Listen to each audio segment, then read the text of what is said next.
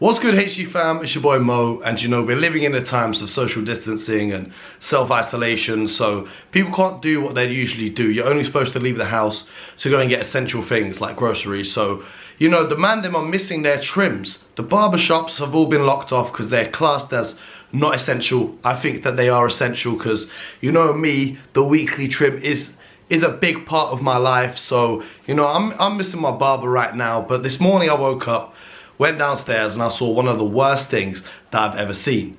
My little brother decided to try and cut his own hair. Yeah. No, come back. It's not finished. And you can see that it's terrible. He's done an absolutely shocking job. I don't know what he was thinking, why he only did a little bit and then left the rest, but I saw it and I thought, nah, this is awful. Let me try and help him out. So I decided to try my hand at cutting his hair. This is the first time I've ever given a trim. So you can see this is what I did. I think I did a decent job for a first ever haircut. You know, it got me thinking, what are the worst haircuts we've seen in the NBA? So I want you guys to hit the subscribe button, hit the little bell next to the subscribe button as well, so you get notified every time we drop one of these daily videos, because we're about to run down the 10 worst haircuts that we've ever seen in the NBA.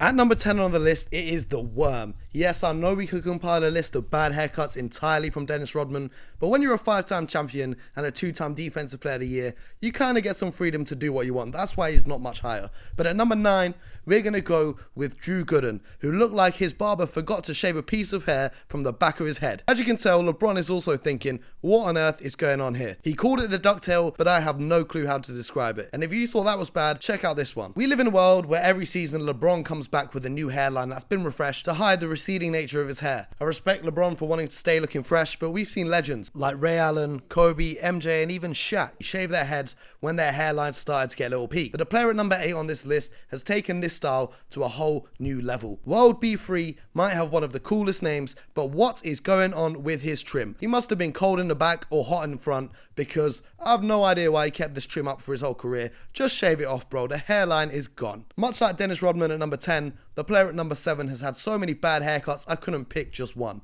Scot Pollard was known as Samurai Scott when he played for the Kings, and he even won a championship in 2008 with the Celtics, but his haircuts will probably end up being more memorable than his playing career on the court. They say it's always sunny in Philadelphia, but this isn't the case for Andrew Bynum, who potentially had more haircuts than appearances on the court as a member of the 76ers.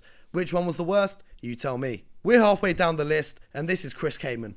I'm not sure how to describe this aside from it being a mad thing, so you make your own judgment. At number 4, we've got Alfred Payton, who used to sport one of the worst trims in the league. His hair was so long at the front, it even covered his eyes when he shot a basketball.